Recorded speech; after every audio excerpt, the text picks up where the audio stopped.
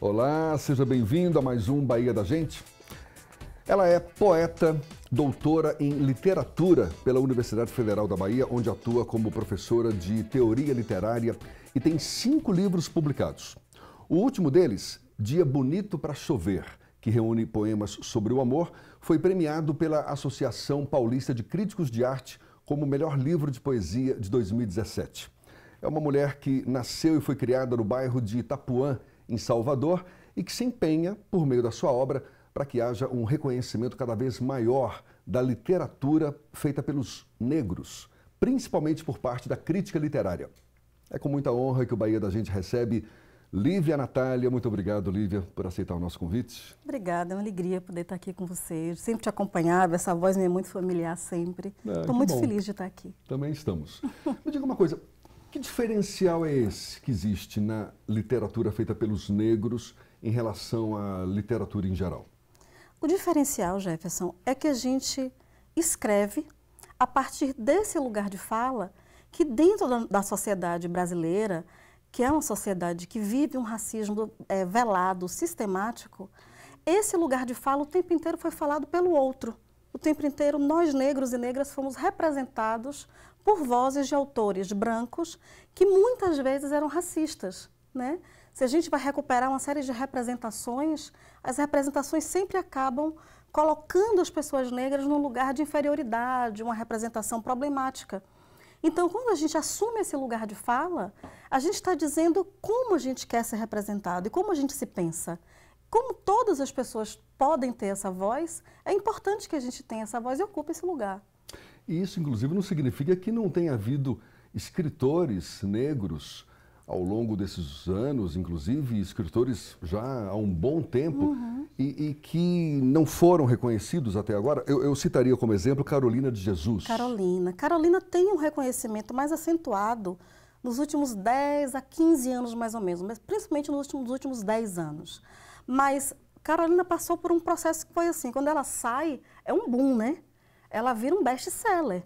Você imagina, meados do século XX, isso é 60, 50, 60, você tem uma autora que você tem, a primeira tiragem esgota em 24 horas e as tiragens seguintes todas esgotam muito rapidamente.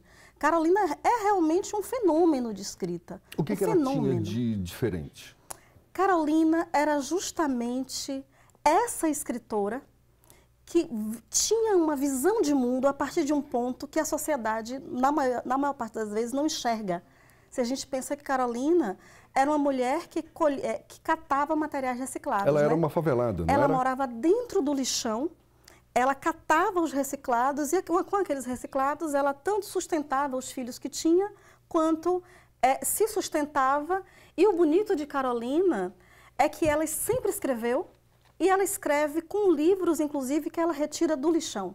Então, o labor artístico está ali, a alma de artista está ali, mas em torno, o que é que você tem? A violência da pobreza, a violência do racismo que ela registra de uma maneira muito sistemática também dos livros dela.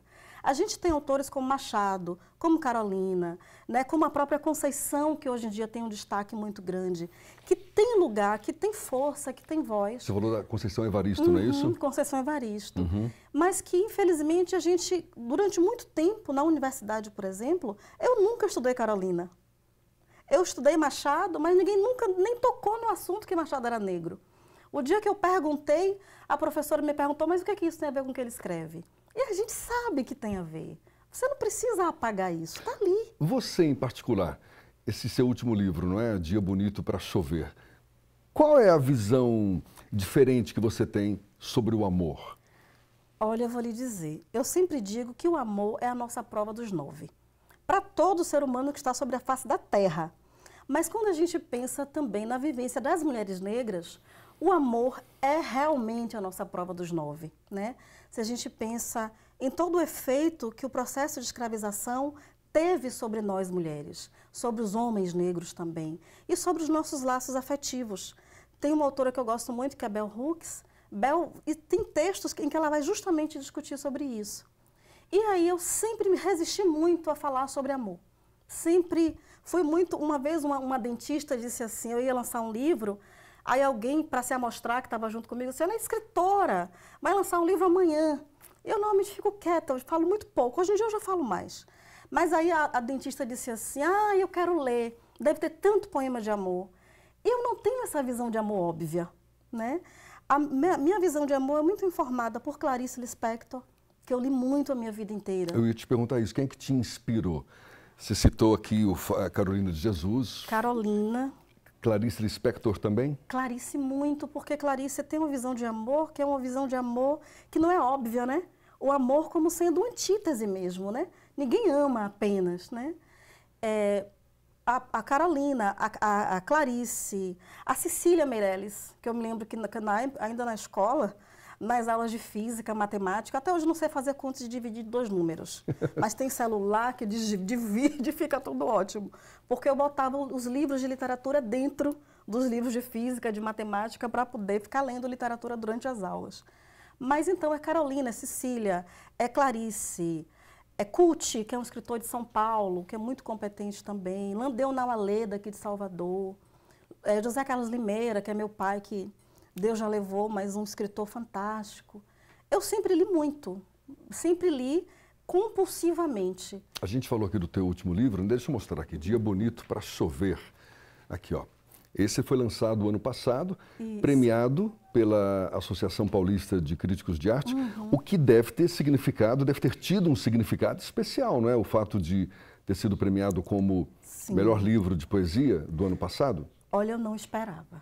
Eu não vou dizer a você que fiz pensando nisso. Esse é um livro que justamente trata de amor, né? É um livro em que, pela primeira vez, eu me propus a pensar sobre isso, de uma maneira assim, escancarada. Então, só são poemas de amor. E amor inclui também desamor, né? Inclui também abandono, inclui alegria, inclui muita coisa. Então, eu fiz o livro e, de repente, o livro teve um efeito que é fantástico, que muitas pessoas que liam, depois me escreviam nas redes sociais, ou me encontravam e diziam, tal poema é meu. E a outra pessoa, esse poema você fez para mim. Então, as pessoas começaram a se aderir ao livro de uma maneira muito forte. A gente está aqui com a mesinha cheia de livros. Cheia. São os seus 5 livros, inclusive um que está para, cadê? Os Sobejos, não é? Tem aqui, Sobejos do Mar. Isso. Esse daqui, ele já foi lançado, mas na verdade, aliás, ele já foi publicado, mas não foi lançado, ele não é isso? já foi publicado. Aqui em Salvador, muitas escolas adotam meus livros, então ele está adotado em várias escolas de Salvador, mas ele ainda não foi lançado, por questões que não tem nada a ver com o livro. Tem aqui Água Negra e Outras Águas. Que é uma reedição do meu primeiro, que foi o Prêmio Banco Capital, que é o Água Negra. Que é o Água Negra. Falta um livro. E tem algumas coletâneas também, não é? Tem. Aliás, eu estou com os nomes aqui, ó, quer ver? Água Negra, Correntezas e Outros Estudos Marinhos, Água Negra e Outras Águas, Dia Bonito para Chover, Sobejos do Mar, além das coletâneas. Que são as coletâneas. Eu tive uma boa surpresa, que foi essa coletânea da Companhia das Letras, que saiu no ano passado. Essa coletânea chamada É Agora Como Nunca, Sim. que foi organizada pela Adriana Calcanhoto. Então, essa coletânea saiu com essa edição no Brasil, com essa em Portugal, pela editora Cotovia, que é uma editora bem grande de lá. Aqui, presta aqui, deixa eu mostrar aqui. É Agora Como Nunca. E essa que foi organizada por Adriana Calcanhoto. Que legal, né? Agora, eu queria saber, você tem uma fixação por água? Responde daqui a pouquinho, tá? Porque todos os títulos têm alguma referência com água, não é? A gente volta já já para conversar para continuar esse bate-papo aqui com Lívia Natália no Bahia da Gente. É um instante só.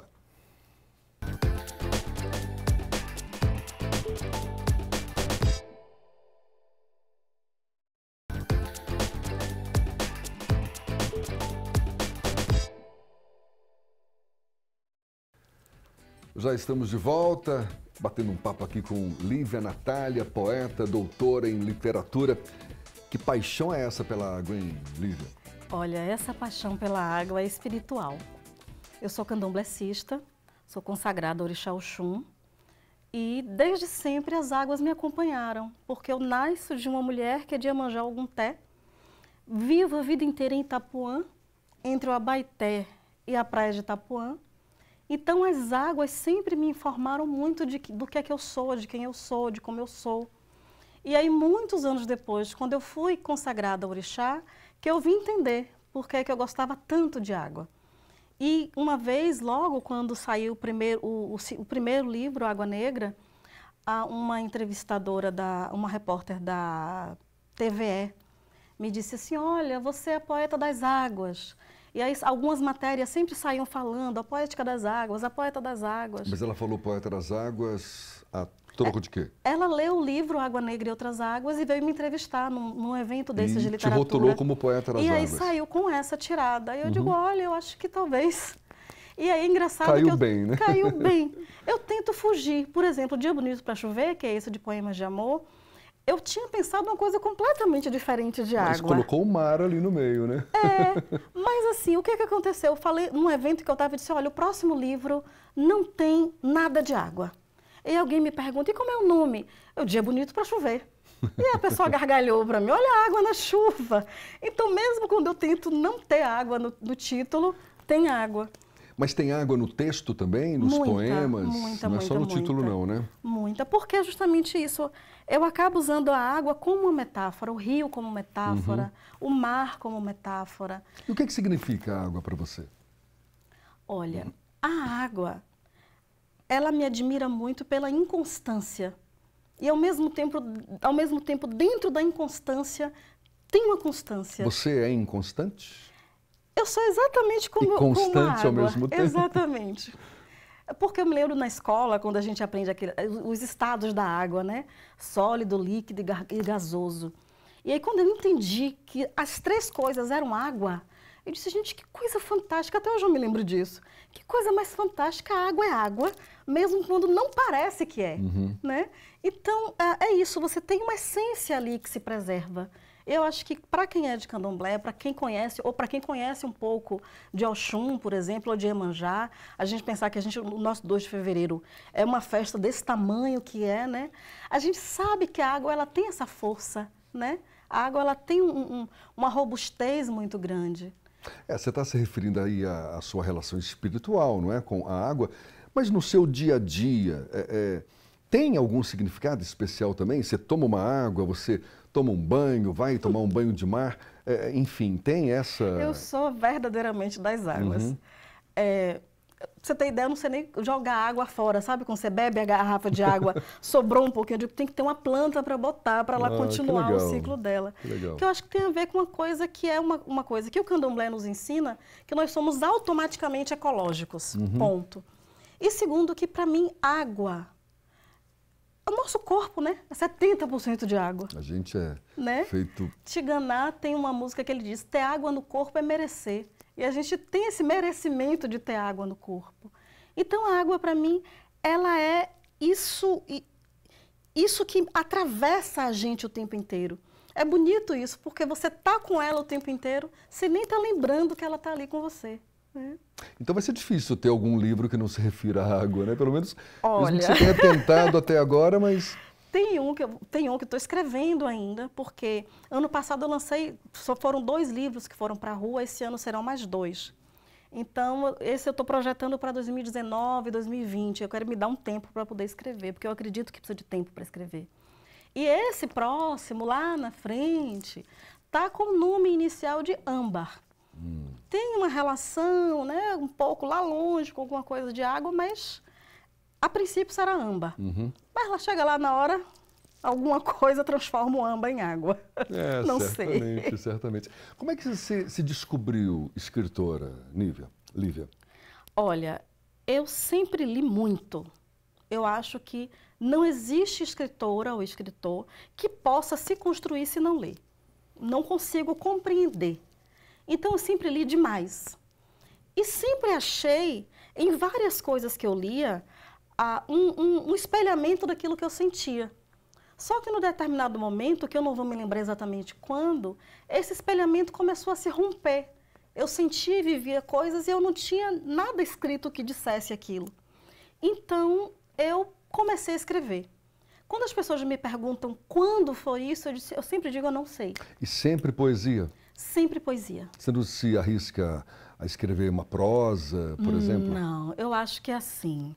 Em time que está ganhando, a gente não mexe. Porque a prosa, ela exigiria de mim uma dedicação de uma rotina sistemática de escrita, né? Todos os prosadores que eu conheço e que eu gosto, que são bons naquilo que fazem, eles escrevem todos os dias. E no que diz respeito à poesia, eu gosto muito do que Manuel Bandeira fala, que ele diz que ele não escreve quando ele quer, ele escreve quando ela, a poesia, quer. Então eu tenho muito isso. Eu sempre ando com um caderninho na bolsa, um celular que tem um bloco de notas. Outro dia eu estava num show de Lazo Matumbi e de repente me veio um verso. Eu disse, meu Deus do céu, um verso aqui. Escrevi o verso, aí veio o segundo, o terceiro, eu saí do lugar do show, fui me isolar num cantinho para poder escrever. Então, a escrita é a única forma que eu tenho de realmente me comunicar com a outra pessoa. E tem um pouco disso também, pelo que você relatou, tem, né? De a poesia dizer para você, está na hora de escrever ou Sim, algo parecido. Sim. E não é um lugar confortável, eu já falei isso algumas vezes. A poesia não é um lugar que me abriga, mas é um lugar que me faz conseguir sobreviver melhor, viver melhor no mundo. Porque pela poesia eu consigo dizer coisas que no cotidiano eu não consigo. Então, por exemplo, Correntezas e Outros Estudos Marinhos, que é um livro que eu acalento com muito carinho, é um livro que é dedicado à minha mãe. Minha mãe tem mal de Alzheimer.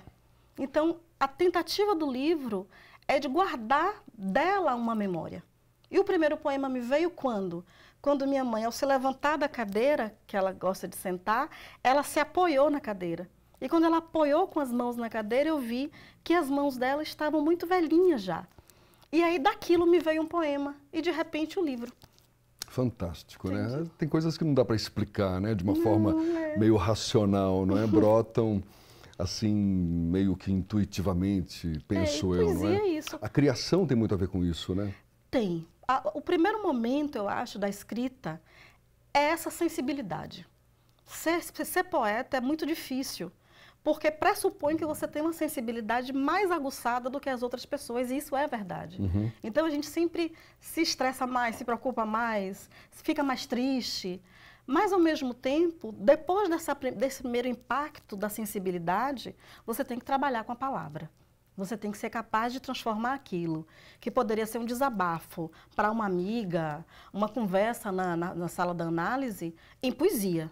E poesia não é desabafo. Antes de você publicar suas poesias, seus livros, você submete seu texto para alguém te dar alguma opinião, fazer uma análise prévia para você dividir aquilo que você está criando com alguém? Mas responde daqui a pouquinho, tá? A gente já está encerrando aqui o nosso segundo bloco, mas voltaremos já já com Lívia Natália no Bahia da Gente.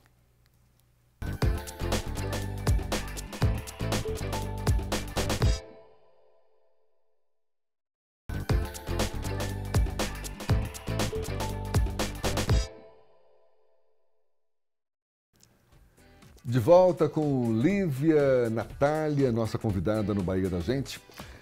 Estava aqui perguntando, você submete a tua obra antes de ser publicada para algum amigo, alguma amiga, algum crítico literário, para você ter a certeza de que aquilo está prontinho para ir para o papel? Então, nunca está pronto. Nunca está pronto. O infantil, que vai sair nos próximos dias... Você vai ter um livro infantil. De poesia. De poesia também. É o próximo que você vai lançar. É o próximo que eu vou lançar agora, nos próximos dias em Já São está Paulo. escrito? Já está escrito.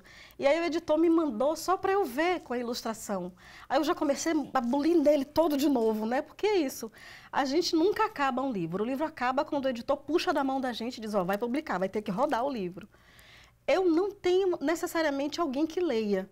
O primeiro livro, Água Negra, que foi um prêmio, eu só ganhei o prêmio porque eu não queria publicar. A história é engraçada porque muitas pessoas liam os meus poemas, aquelas rodinhas, né, que em letras tem muito.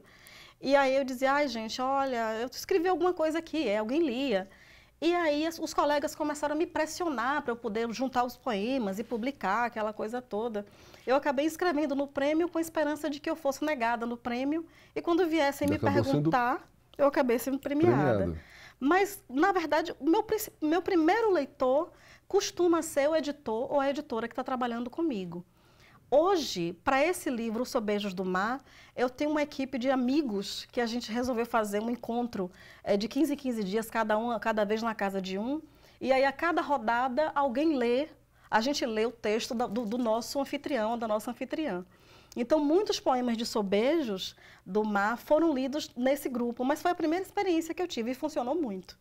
Lívia, a tua experiência como acadêmica, hoje você atua como professora de teoria literária, não é? Teoria da literatura, é doutora em literatura pela UFBA. Como é que você pode fazer essa relação, né, da teoria literária com, por exemplo, essa causa que você abraça hoje, não é? De valorizar a literatura feita pelos negros, você mesma como uma grande expoente, um grande exemplo, não é? Nessa área. Que relação existe? Toda. Assim, eu sei que o Prêmio APCA para o Dia Bonito, ele veio também porque a minha escrita é uma escrita que obedece um tanto a um determinado modo de escrever da literatura tradicional, né, daquilo que a gente chama de cânone literário. Eu não me iludo, eu só sei escrever dessa maneira porque a minha vida inteira eu li isso. E isso não é necessariamente ruim. É a influência que você recebeu, né? Exatamente. Você pode escrever uma literatura que formalmente se aproxima muito daquilo que um cânone estabelece e dentro, no corpo do texto, você pode mobilizar inúmeras outras coisas. Então, o fato de eu ter toda uma formação dentro da teoria, eu sou professora de teoria e de criação literária, então eu sei como é que a máquina se mexe, mas isso não significa que seja mais fácil para mim escrever. Eu sei como a máquina se mexe, mas eu tenho dezenas de caderninhos em casa em que os poemas são escritos e reescritos de uma maneira sistemática, até a hora que eu digo, ó, não consigo mais mover você para lugar nenhum. Entende? Então, a minha formação em letras, ela é um ponto importante na minha vida. Agora, eu acho que é mais definitivo para o modo como eu escrevo, é a minha história como leitora. Uma leitora que começa a ler Machado de Assis aos 11 anos de idade. Então, não tem como, é incontornável, né? Não tem como você dizer, não, agora a gente vai ler Júlia, Sabrina e Bianca. Já tinha lido e aquilo não funcionava mais para mim. Então, é muito para mim, enquanto olhando aqui, né, de dentro da história, a minha formação em letras é básica para uma série de jogos de linguagem que eu consigo fazer, enfim. Mas o meu afeto pela literatura e o modo como ela me afeta vem do primeiro momento em que eu peguei um livro em minhas mãos. Você falou que é professora de criação literária também, não é? A gente imagina que quem escreve, o poeta, o escritor mesmo, né, que está ali buscando ideias e tudo mais, tem um talento nato, tem algo que já vem com a própria pessoa. É possível a gente desenvolver a capacidade, esse talento da escrita, da criação, na área da literatura, mesmo sem não ter tido nenhuma experiência prévia, enfim, é possível a gente chegar, olha, você agora vai se tornar um escritor? Em tese é. Isso é muito mais comum fora do Brasil do que dentro do Brasil, né? Por quê? Porque lá, por exemplo, eu fiquei 3 meses nos Estados Unidos fazendo esse livro infantil, que vai sair agora, e nesse período eu tive uma imersão muito interessante, que foi um retiro de escrita criativa. E lá você vai ter pessoas que nunca escreveram nada e pessoas que já escrevem. E ali no momento do retiro, o que é que você faz? Você tem estímulos de escrita, você tem algumas ideias, porque algumas coisas na escrita são meio que fórmula, né? Você sabe mais ou menos que se você faz um verso aqui, em que você desce um pouco o tom, 2 versos depois é legal que você suba o tom para você fechar de uma maneira que arrebate o leitor. Então tem algumas coisas que são fórmulas. Algumas fórmulas racionais mesmo, né? Mas vai depender do que você vai botar dentro da fórmula, né? É como a forma de um bolo. Você pode ser uma doceira fantástica e fazer um bolo inacreditável com a mesma forma que se comprou ali na esquina. E eu que não sei fazer bolo, o meu vai sair sempre solado. Mas é um talento nato? É. Mas não existe talento nato sem treino. Se a gente pensa o esportista, por exemplo, né? O próprio talento, né? Eu concordo plenamente. O talento precisa ser estimulado sempre, senão... E ler. E ler sempre, sem leitura, não tem como, porque você não sabe. Tem um texto de Borges muito bonito que ele diz justamente isso. Como é que se pode fazer isso sem conhecer toda a história da literatura? Como é que você pode escrever sem conhecer literatura? Não é poeta, não é escritor. Existe, a gente, pois é, quem estuda literatura vê as diversas escolas, não é, que prevaleceram em determinadas épocas. A gente tem condições de definir a literatura hoje, do século XXI, no Brasil, por exemplo, ou ela está diversificada demais a ponto de serem muitas as escolas? Graças ao Olorum, a gente não tem como definir. Não, né? Porque é muita intensidade, né? A gente está num momento de emergência de inúmeras diferenças, de inúmeras vozes. Por exemplo, até outro dia a gente chamava literatura infanto-juvenil. A gente juntava as duas histórias. Hoje em dia a gente entende que tem uma infantil e outra juvenil, que são duas coisas completamente diferentes. Então, a gente, daqui de dentro, não dá para a gente dizer o que é que está acontecendo. Não é que nem antigamente, que você estava no meio do realismo, você podia dizer, estamos começando a escola realista. A gente está no momento em que muitas pessoas estão fazendo literatura. Eu dou sempre destaque a uma coisa que tem me chamado muita atenção, que são os jovens de periferia. Os jovens negros de periferia, fazendo slam, fazendo poesia. Eu estava agora... Aliás, em diversas áreas, né? Muitas, da arte, da cultura, de maneira né? geral, De moda, maneira geral. o que você imaginar. Então, tem saraus, assim, tem slams de poesia, tem mulheres negras jovens fazendo poesia na periferia, o coletivo Zeferina, coletivo Pés Descalços, o Sarau da Onça, enfim, você tem um número enorme de gente fazendo literatura na periferia. Eu estava, essa final de semana, recentemente, num evento que fui convidada para falar em Cajazeiras, e eram, assim, 70 pessoas, 80 jovens. Fantástico, né? Numa quadra, em Cajazeiras 5, ouvindo sobre literatura e recitando poesia. Então, é bom que isso não tenha nome. A gente não dá nome à alegria, assim, E é não. bom que isso continue existindo, né? Para que a gente, de fato, possa abraçar essa diversidade toda e que nos enriquece cada vez mais, né, Lívia?